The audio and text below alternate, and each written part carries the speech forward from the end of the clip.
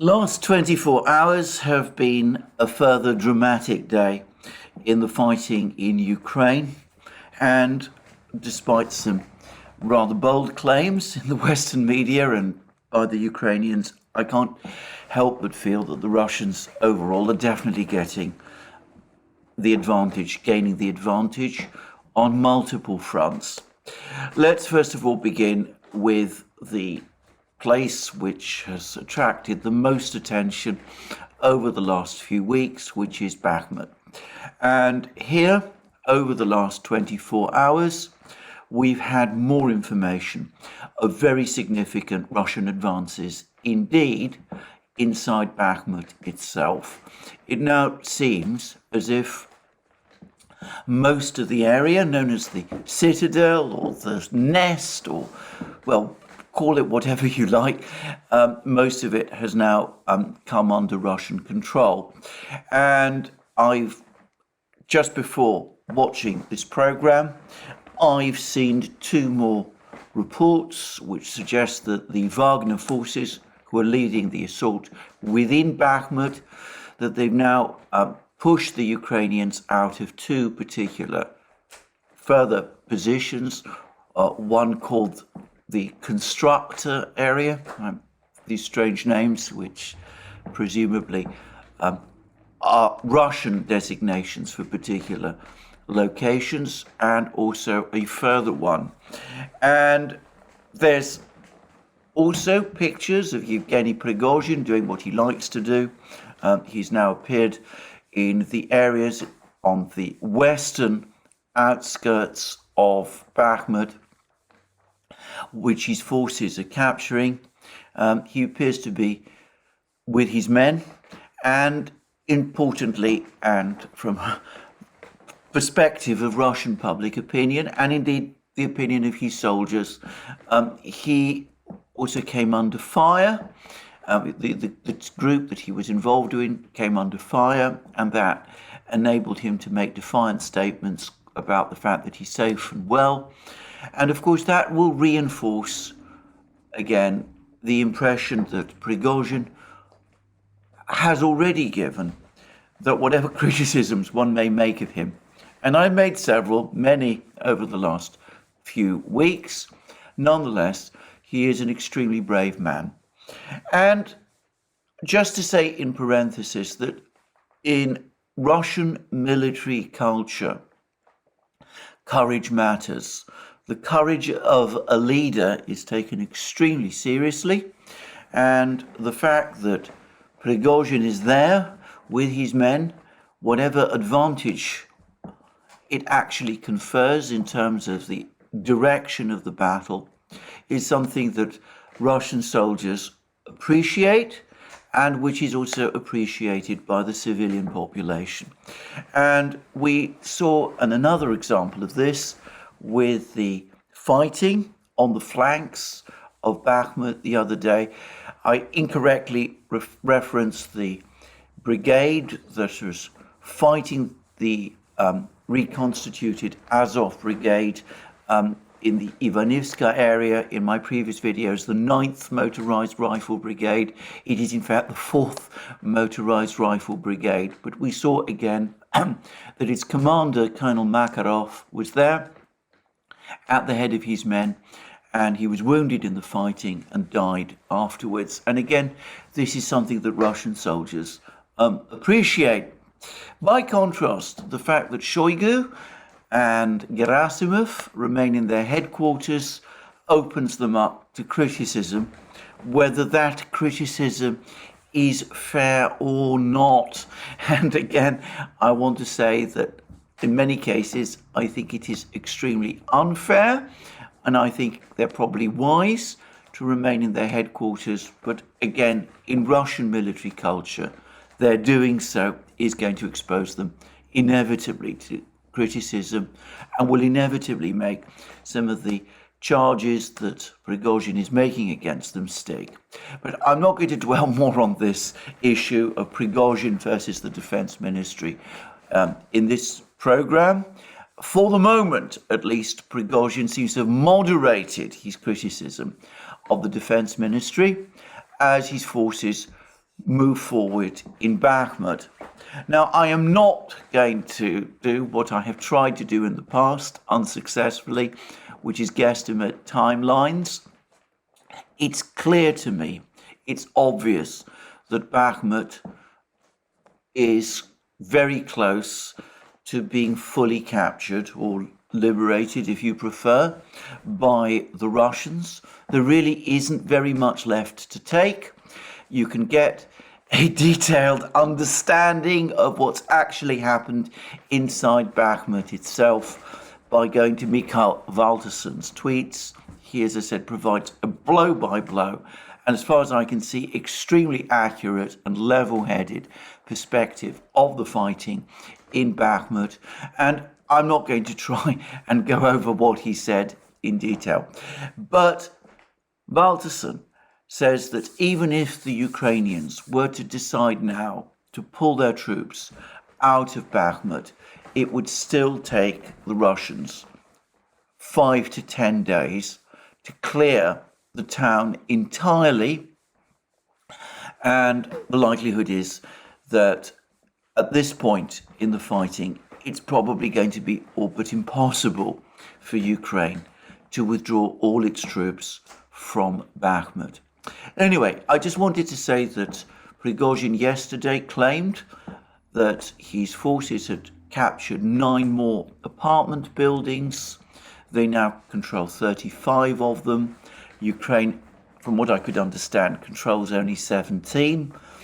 These numbers that come from Prigozhin, I think we need to be a little careful accepting their accuracy. I don't mean to say that he's trying to deceive people. It's sometimes that he's probably not got a complete understanding of how many apartment buildings or high-rises there actually are, and how many high-rises his forces need to capture before they clear Bakhmut. But nonetheless, the momentum is clear. The Russians are advancing fast. Indeed, my impression is that the advance in Bakhmut itself is accelerating. And 5 to 10 days is what Valtersen says to completely clear Bakhmut. I will go with that. That is his expert assessment as somebody who served in the Swedish military, and it is also his expert assessment based on his extremely careful analysis of the situation on the ground, which, as I said, if you want to follow the fight, the Battle of Bakhmut, precisely, go to him. Now, that is Bakhmut itself, what has been going on the flanks. And yesterday, I said that there were some early indications that the Russians on the flanks had gone on the attack. And we've had some more evidence of this over the last 24 hours, specifically relating principally now to the northern flank.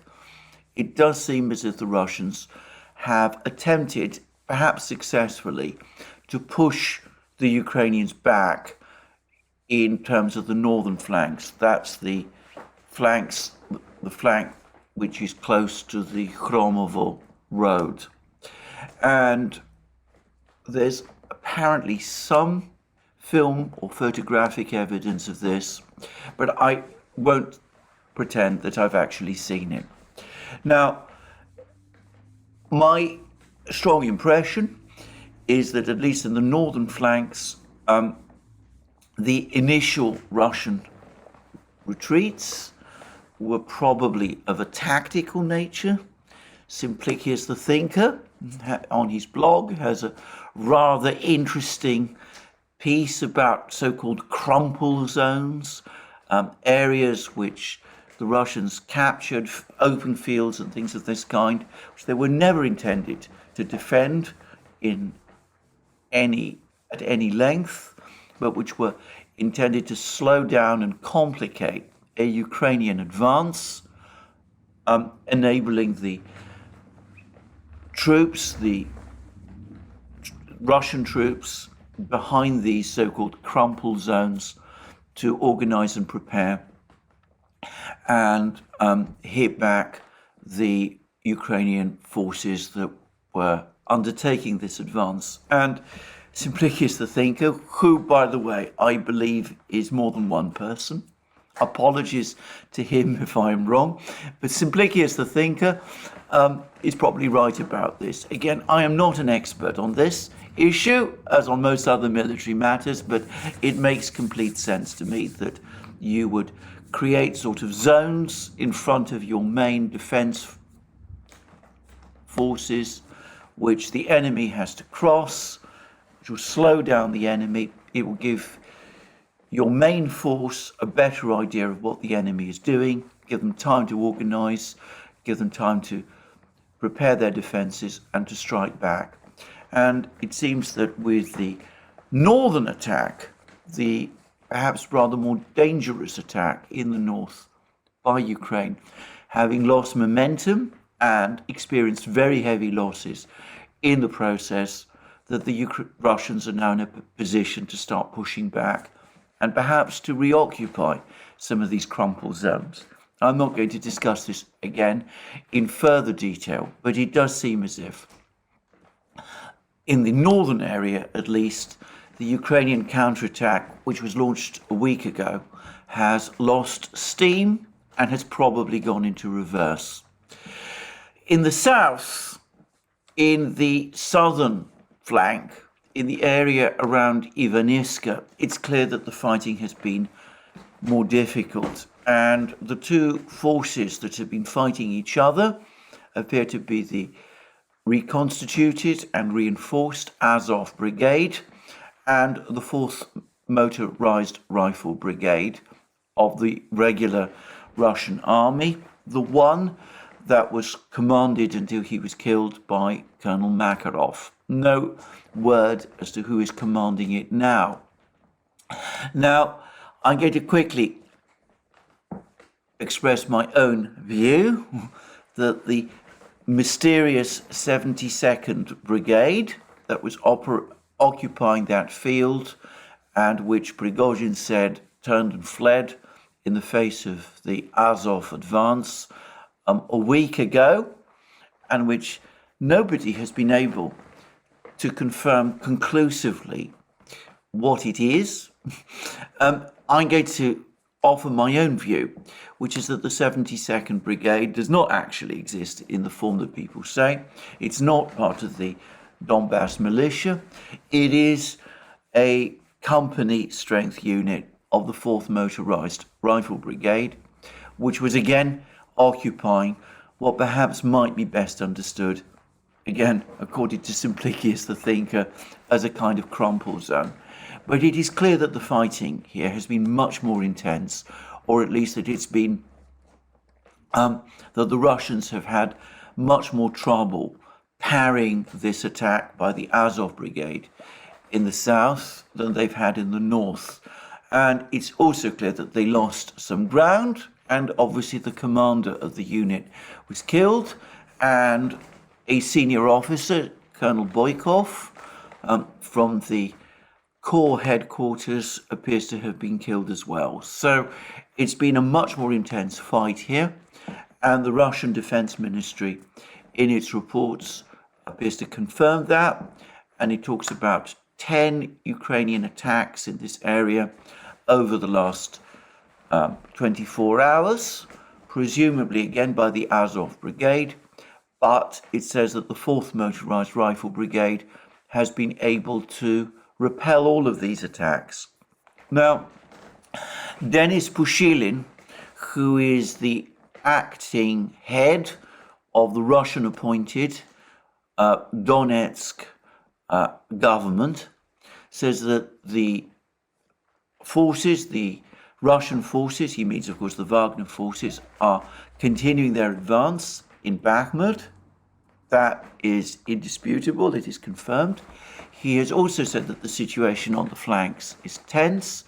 He said that the reason it became tense is because the Ukrainians committed their reserves to trying to advance on these flanks, but he said that the Russians have sent reinforcements and that the situation is, as he said, leveling out. In other words, that the Russians have been able to counter the Ukrainian reserves with reserves of their own, presumably parry the attacks in the south, contain the attacks in the south, and push back in the north. Now, that's what I think.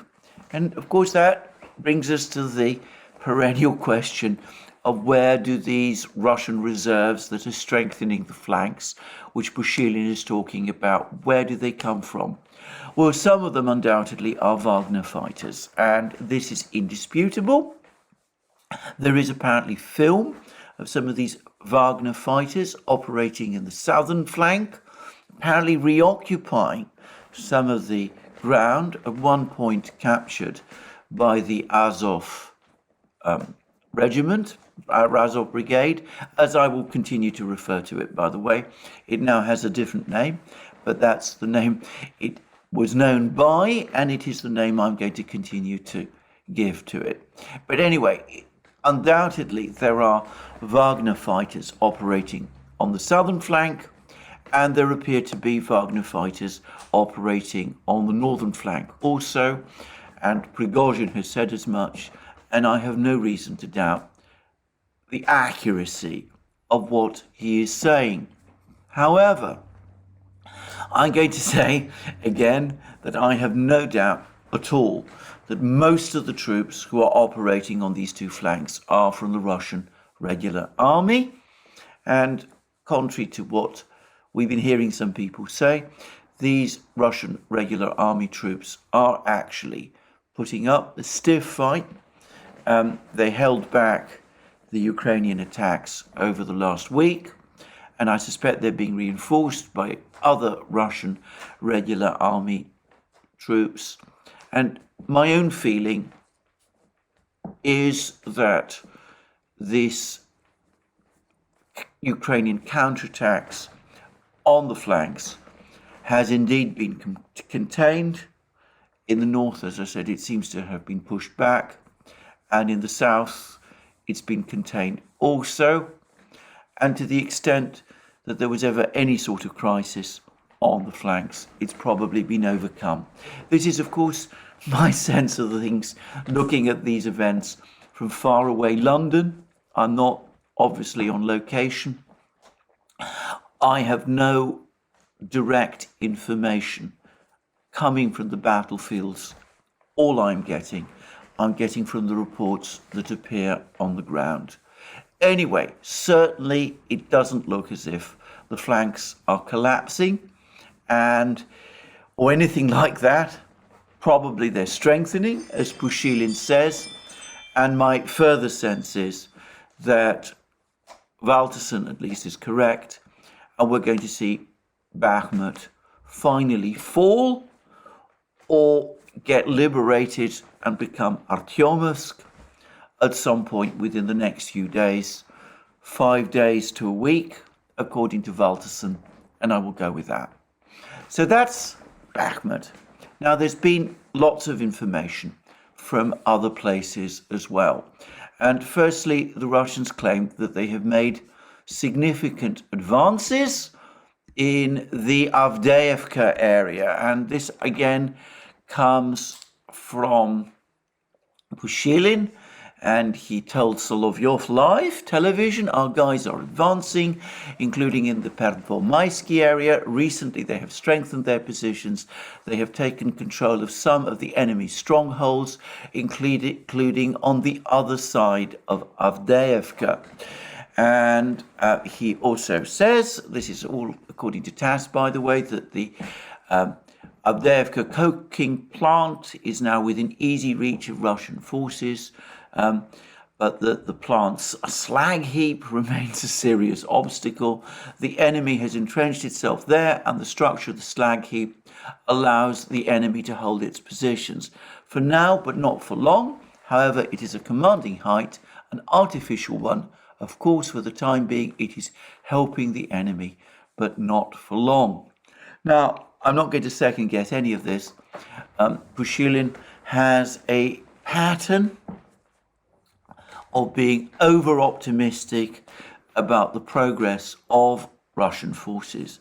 But I'm going to say this. I have seen recently a map of the fighting of the Avdiivka area, and my very, very strong impression is that Avdiivka is actually closer now to being encircled than Bakhmut was at the beginning of March. That's my inexpert view. So, as far as I can see, the situation in Avdiivka, this important town, close to Donetsk, the situation there is becoming increasingly critical for the Ukrainian military, which is trying to hold on to the place.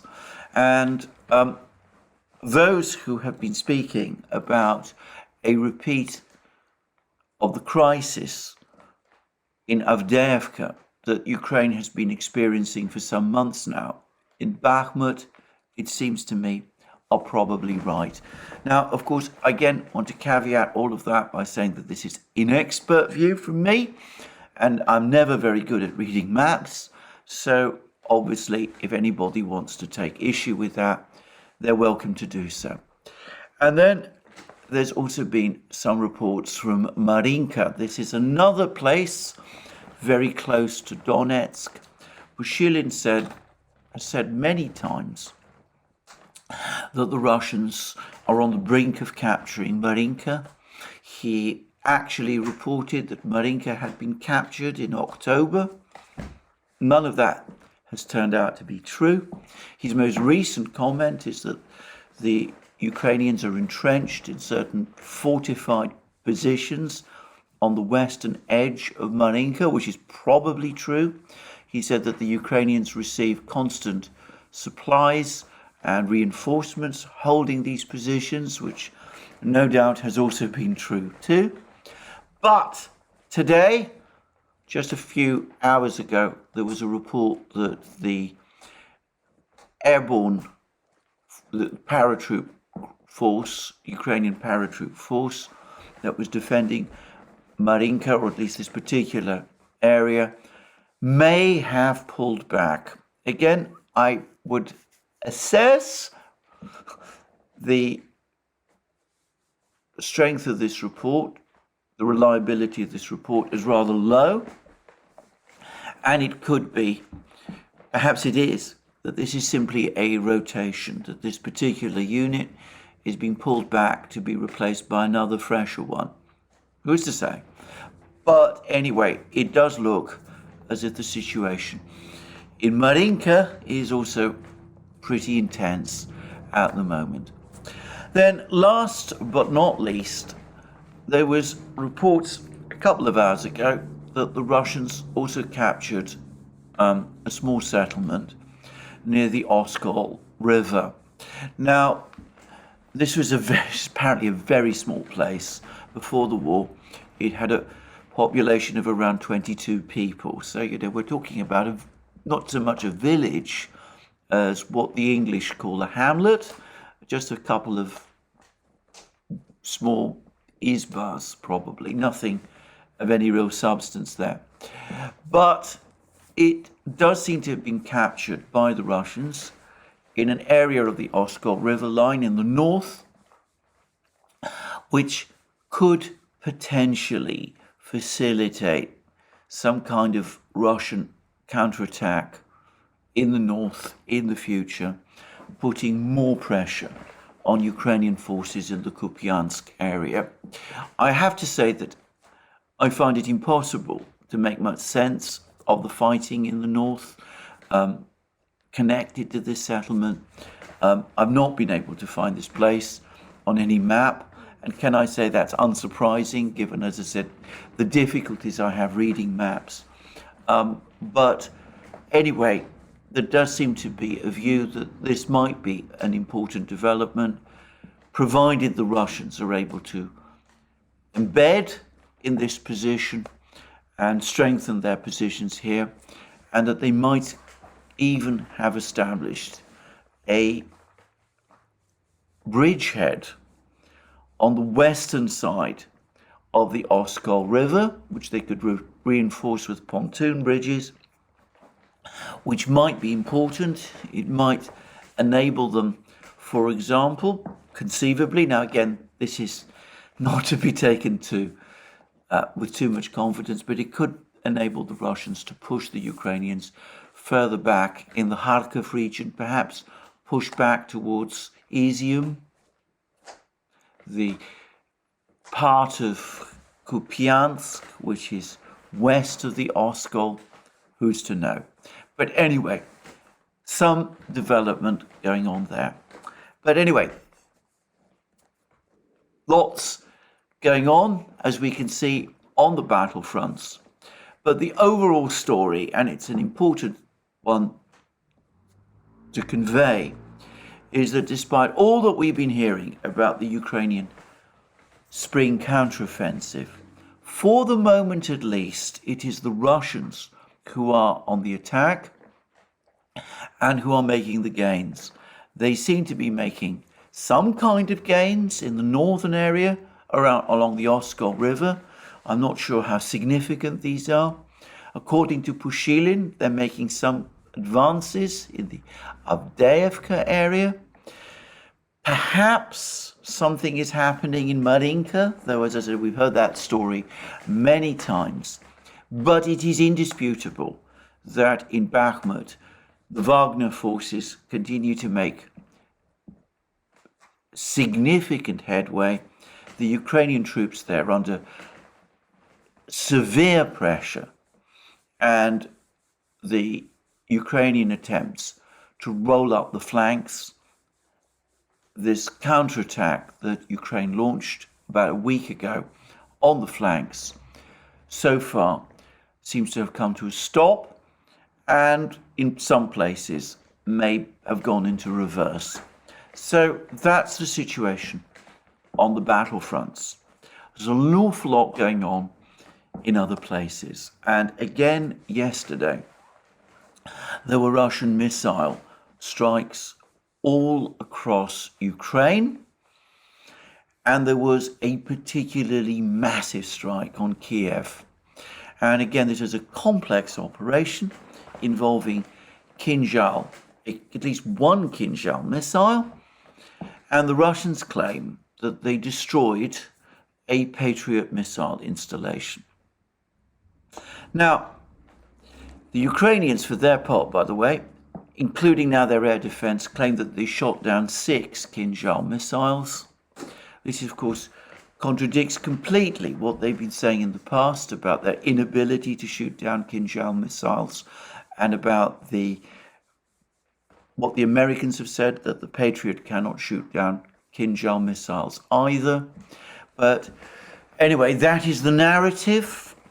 It has been resisted in the past by the Ukrainian air defense. I suspect that they've now been given an outright instruction, a clear-cut order, that they must report the shooting down of Kinzhal missiles, and it looks like this is what they've reluctantly agreed to do. But what is indisputable is that there was a very, very heavy Russian missile strike on Kiev yesterday.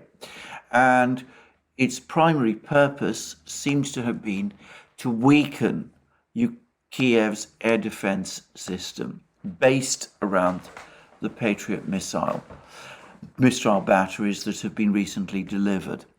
And very briefly, film appeared, film which I have not seen, by the way, but which various people are reporting and which I'm sure can be found on the internet if you search hard enough. Film has appeared of no fewer than 30 Patriot missiles being launched over a space of 2 minutes. And several people have pointed out that given the cost of one of these missiles, that means that in a 2-minute period, Ukraine launched $150 million of missiles into the sky. And despite claims from Ukraine that they shot down every missile that the Russians launched at Kiev. It seems, again, clear that some missiles did get through. We're getting reports that some targets were hit, and the Russians claim that a Kinjal missile strike that was part of this heavy strike was able to destroy a Patriot system. Now, what we don't know is what the Russians mean by Patriot system. Do they mean an entire installation? Do they mean a launcher? Do they mean a battery? It's all very vague. But again, it's perhaps useful to say that if Ukraine has to launch 30 Patriot missiles in 2 minutes in order to defend Kiev, then it is depleting its stock of Patriot missiles extremely fast. And bear in mind that the United States is only able to manufacture, for the time being, around 250 Patriot missiles in a year, and that Patriot missiles in general are in relatively short supply. So maybe the Russians did succeed in destroying a Patriot system. I am inclined to think they probably did, though how they would know for certain, I'm not sure. But anyway, let's assume that they did. But even if they did not, Ukraine cannot go on launching Patriot missiles at this pace. There simply aren't enough of them. It will run out of Patriot missiles very fast, and with the demands on the Patriot missile complexes around the world, the United States again lacks the means to replace them. So, a difficult night for Ukraine altogether. Heavy attacks in all sorts of places by the Russian military. Advances, as I said, by the Russians in Bakhmut, definitely, perhaps in Avdiivka, according to Pushilin, perhaps in the Oskol River, and this massive strike launched on Kiev as well. As I said, a difficult night for Ukraine. So where does this leave the whole situation? Well, it's also clear that the Russians, as well as launching this massive missile strike on Kiev itself, and carrying out these attacks on Donbass, are continuing to hunt and destroy, to the extent that they can, Ukrainian logistics bases, oil facilities, ammunition dumps, that sort of thing. And I have to say that this reminds me very much of the pattern of Russian air operations in the most tense period of the Syrian war from which was 2016, well, late 2015, 2016, early 2017. The Russian Air Force in that war didn't concentrate so much on destroying or on attacking the insurgent fighters trying to overthrow the Syrian government in direct attacks.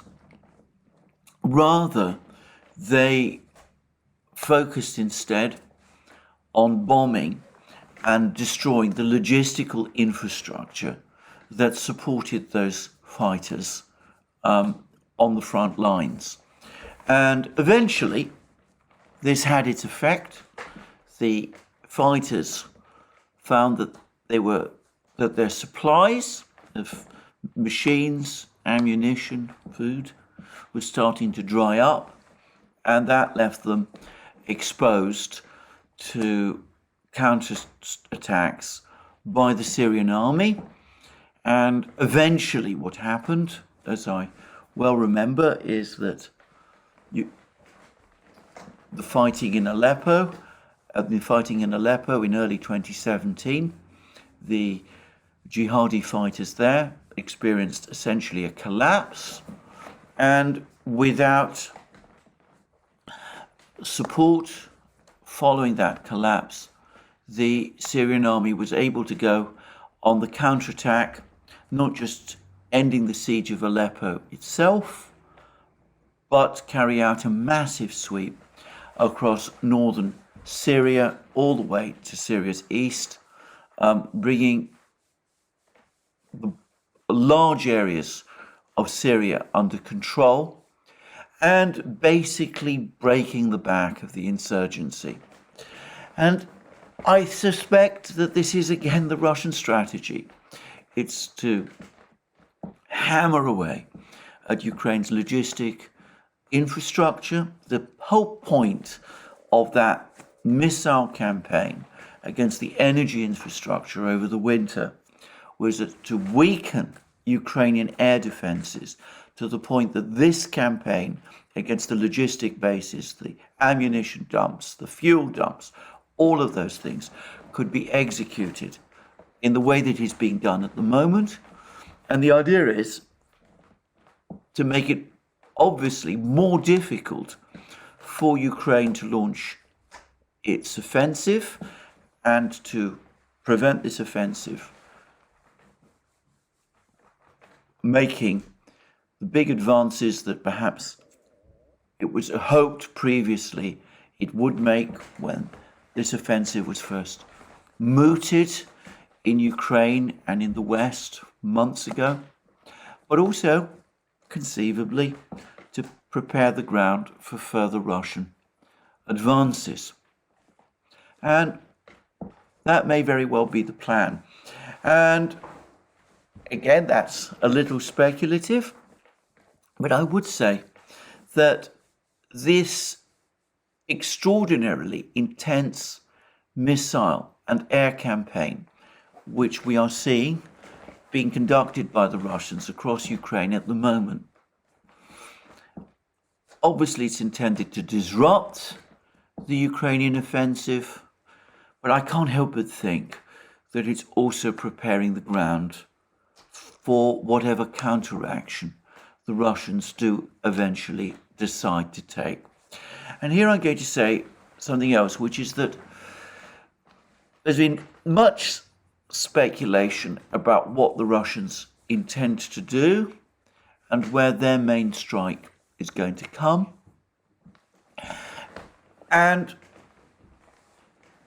the information that's coming through continues to suggest that the main weight of their strike forces is not in the south, in the Zaporozhye region, that there are large numbers of Russian troops there.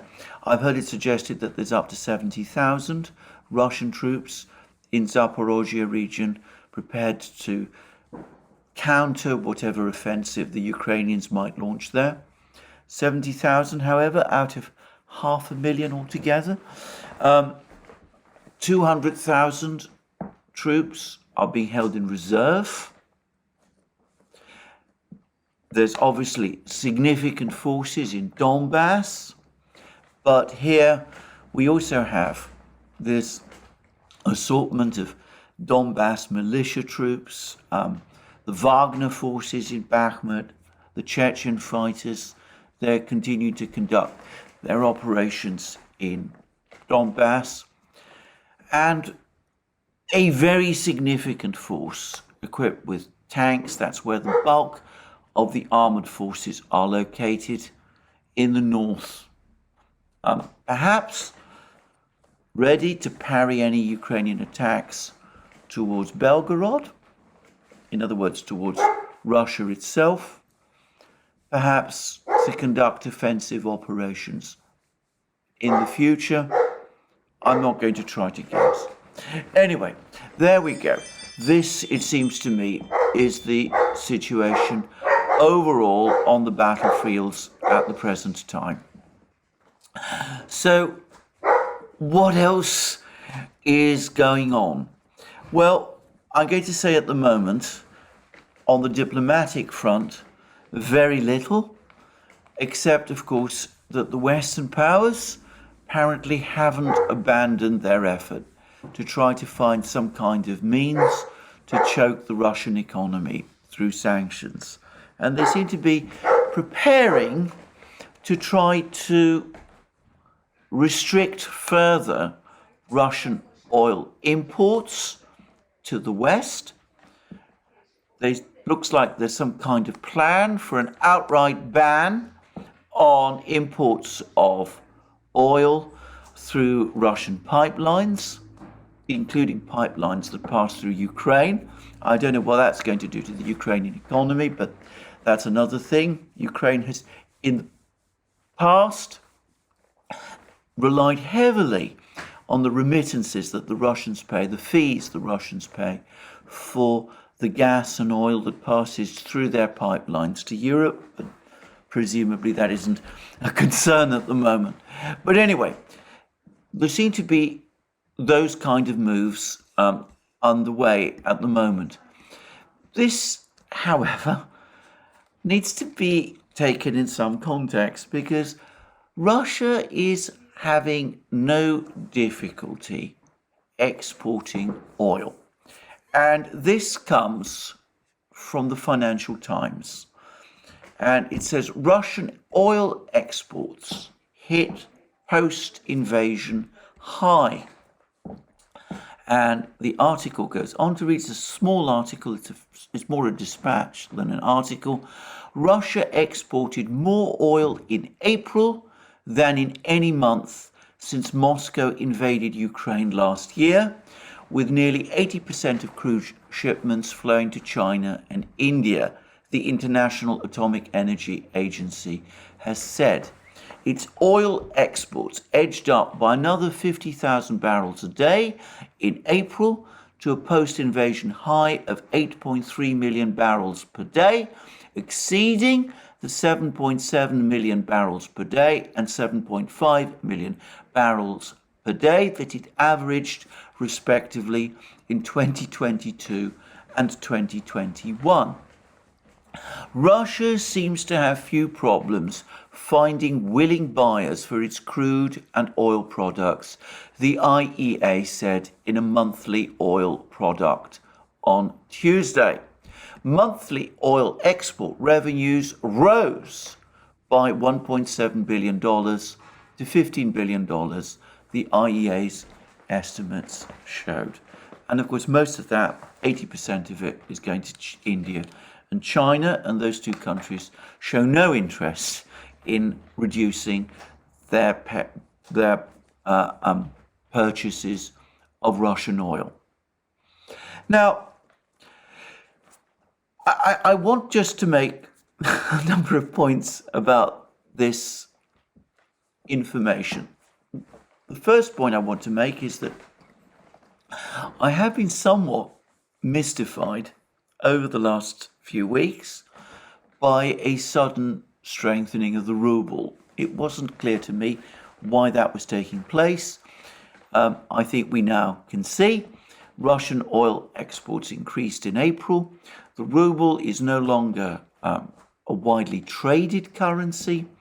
It is instead a currency whose value at any point in time reflects the trade balance, the Russian trade balance. And it's clear that over the course of April, and I suspect the first week of May, Russian oil exports were running very high.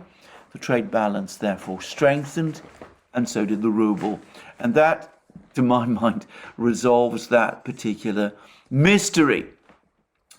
The second thing to say is that these oil exports, these Russian oil exports to China and India, are probably now a long-term thing. And what we've learnt is that the Chinese are paying for this oil that they're buying from Russia, not with dollars, but with Chinese currency, with RMB. And Russian-Chinese trade is now rapidly moving to RMB, to Chinese currency. And it seems that other current countries are following suit, and that they're also gradually converting in their trade with China from trade in dollars, US dollars, to RMB. Now, there's a few things I want to talk about here, because it seems to me that there's been a lot of misunderstandings about the position of the Chinese currency, its potential to become a reserve currency, and lots of these things. Now, the Chinese currency is much more controlled as a currency than the dollar is. The US dollar is a freely floating, freely trading currency. The Chinese currency is not. And many people make the point that because of that, that in effect is going to make it all but impossible for the Chinese currency to become an alternative reserve currency to the dollar. And the argument appears to be that since you can't simply trade in Chinese currency, that makes it less attractive to hold. You can't presumably buy goods from third parties in Chinese currency. If you hold Chinese currency, then you can only use that currency to buy things in China itself.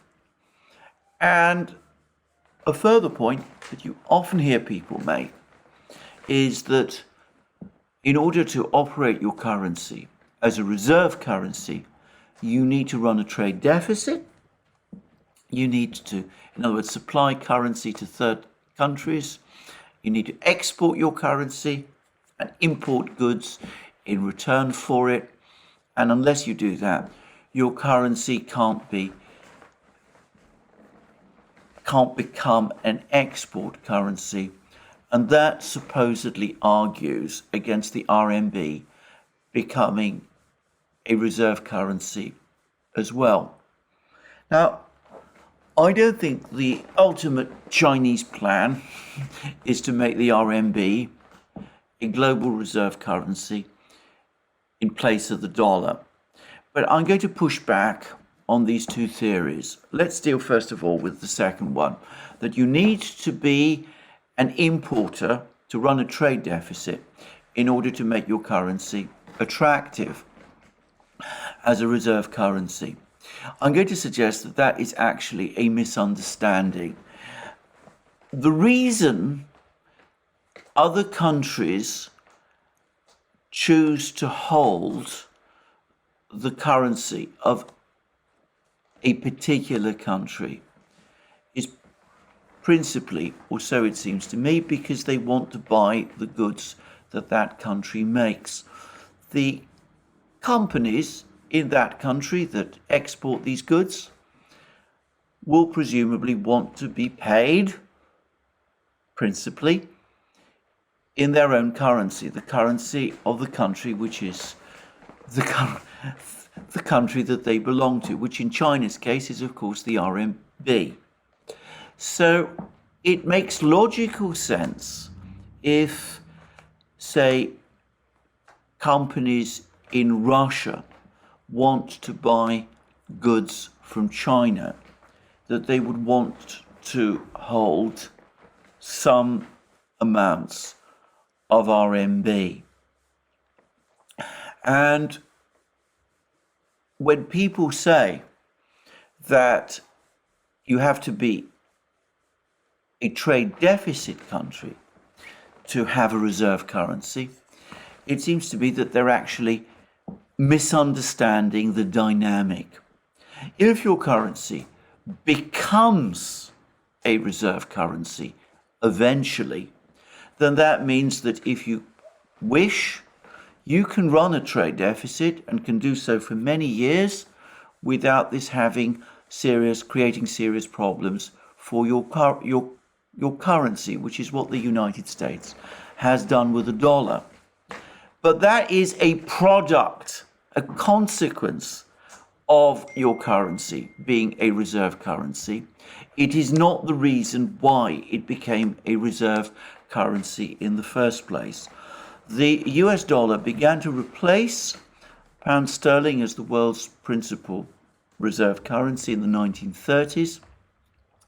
1920s. That accelerated markedly during the Second World War and in the 1940s.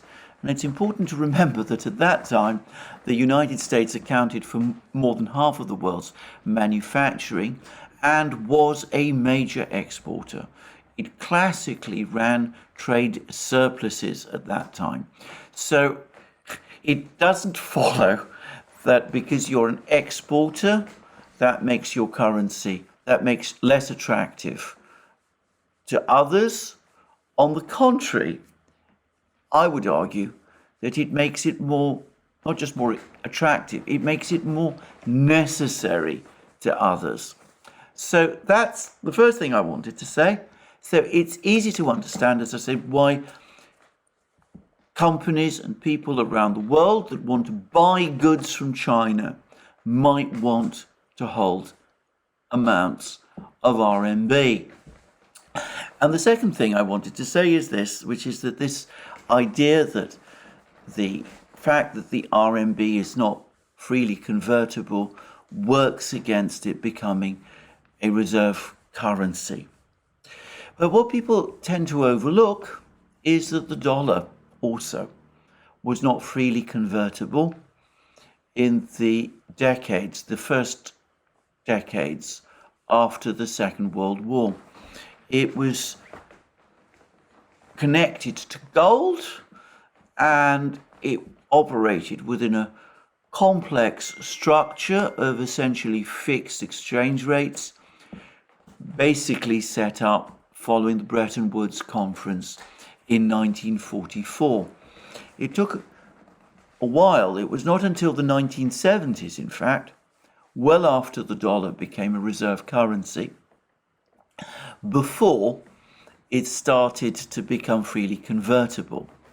And the point about convertibility was that, going back to the issue that you might need a country in order to buy the goods of that country.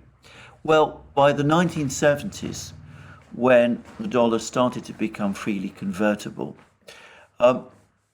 fewer people wanted perhaps to buy goods from the United States. There are a lot of people, though the US remained a major exporter, but it was starting by this point to run deficits.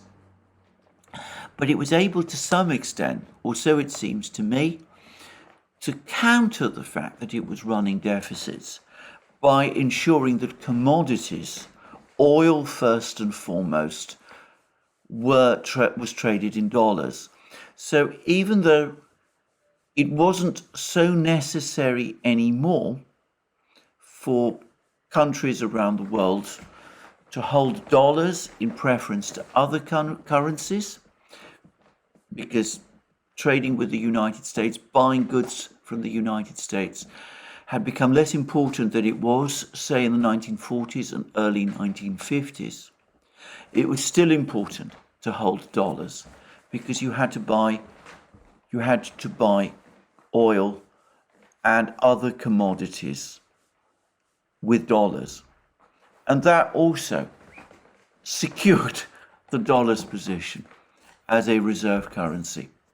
And it is possible to see how, despite all the issues of convertibility that people talk about, it might become possible for the Chinese eventually to agree to some of the things that started to happen with the dollar back in the 50s and 60s. In other words, if country A, say Russia, starts to accumulate large amounts of RMB, and country B, say Brazil, needs RMB but has a shortage of them, that ways are found, despite all the issues of convertibility, to transfer some of those RMBs held by country A, Russia, to country B, Brazil, in order to enable country B, Brazil, to buy goods from China in RMB. None of this is impossible. I don't personally believe that the Chinese are going to go down that route. I think that they will want to maintain tighter control of the RMB than that. I still think that the ultimate plan is to create some kind of reserve currency backed by the BRICS. But these arguments that are sometimes made that the RMB cannot work as a reserve currency don't seem to me to be historically or conceptually well-founded. So that's what I want to say about this. But let's just go back to that Financial Times report. Russia exports many things now. Doesn't just export oil and gas, but oil and gas do still represent something like 50% of Russia's exports. And if the plan by the European Union is to restrict or prohibit imports of Russian oil and gas to the West, stop them entirely, well, what we see is that that isn't preventing the Russians continuing to export oil and gas at ever greater quantities. They just are reorienting their exports now to the huge markets in East Asia and in India, China and India, but also, I suspect, before long, other countries in the Far East as well. And what this is going to do is create a further imbalance in the oil market, because the Chinese can also buy, and the Indians can also buy oil from Venezuela, from Saudi Arabia, from Kuwait, Qatar. They can buy oil from any source. They can repackage and resell that oil. So can India. China, India, East Asian producers are now going to have cheaper oil than Western consumers are going to have, because from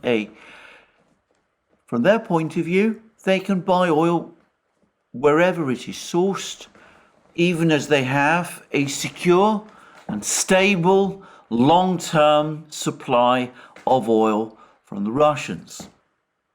Whereas the Europeans especially are now going to have to shop around trying to find oil where they can. And they may be able to find that oil in the Gulf, they may be able to find that oil in all sorts of places, but they are now denied oil from Russia. And that's going to create a structural imbalance, which over time, indisputably, is going to make oil in the Far East cheaper than it is in Europe, and by the way, also in North America as well. Now, for the moment, the United States continues to benefit from the shale revolution. The United States is still a major oil producer. It's also a major gas producer and exporter. The United States, through shale, produces more natural gas, by the way, than Russia does, and it's become a major exporter of liquefied natural gas. However, it is generally acknowledged that the shale revolution itself has run its course, and it seems that oil and gas production in the United States, sooner or later, perhaps sooner rather than later, is going to start to fall.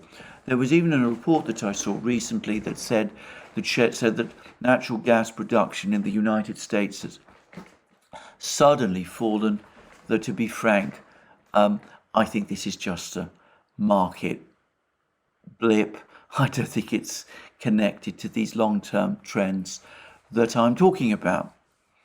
So, a structural imbalance, oil and gas cheaper in the Far East than it is in the West. The West is already an importer. The East, China specifically, is an exporter. It seems to me that with this structural advantage, the probability is that the Chinese trade surplus is going to be strengthened. In which case, in the medium term, perhaps even the short term, the need to hold RMB, or rather the desire to hold RMB, is going to become still stronger. Another argument you often see people make is that the reason why people would prefer the dollar to the RMB is because of the strong legal structure in the United States as compared with the opaque nature of the legal structure in China. Once upon a time, just a few years ago in fact, I think that was probably true. I think the sanctions, the attack on the Russian central bank first and foremost, the recent seizure in the United States of the private assets of a Russian oligarch, Konstantin Malofeyev, an individual, by the way, who I have no time for at all, but that's another matter. He still doesn't merit having his assets seized, given that, so far as I'm aware, he's not been convicted in the United States of any crime. But anyway, put that aside. His assets have been seized. They've been assigned, apparently going to be assigned to Ukraine, and we're told that there's more of this coming. And this comes after a recent history of seizures of assets, foreign assets. The British government seized Venezuela's gold. The United States seized Afghanistan's central bank reserves. They've not been confiscated, but I don't think anybody seriously expects Afghanistan in particular ever to see its money again. So again, we see that sanctions are undermining precisely one of those main arguments that have been made about why the dollar is more attractive to the world as a reserve currency than the RMB. Perhaps there are problems with the Chinese legal system, but the United States is going out of its way now to show that there are arguably even greater problems with the legal system in the United States. Operating the world's reserve currency is a trust, and the United States arguably has abused it. So, when you look at all of these things together, when you see the latest economic news, I have to say that it does seem to me that the dollar as a reserve currency is now living dangerously, and that the US and the Europeans, as a result of this obsessive war that they seem to be waging against the Russians, seem to be making its life more dangerous still. Well, that's my program for today. More from me soon. We'll see what happens over the next couple of days. We'll see whether we get any confirmation about the alleged destruction of this Patriot battery. And we'll see, of course, what happens in Bakhmut and elsewhere on the Ukrainian battlefronts. I'm going to make a guess, it is purely a guess, that I think that we're unlikely to see any Ukrainian offensive materialize in any particular location in Ukraine for at least the next week, perhaps longer than that, perhaps even June, though I still expect that there will be at least some attempt at a Ukrainian offensive before long. Well, that's me for today. More from me soon. Just to remind you, you can find all our programs on our various platforms, Locals, Rumble, BitChute, ODYSEE, Rockfin and Telegram. Please also remember that you can support our work via Patreon and Subscribestar. Links under this video. And please also check out our shop where you'll find all the great things that we have, our magic mugs, our hats, our hoodies, our t-shirts, all those great things. And last but not least, if you've liked this video, please tick the like button and check your subscription to this channel. Thank you for joining me again today. More from me soon.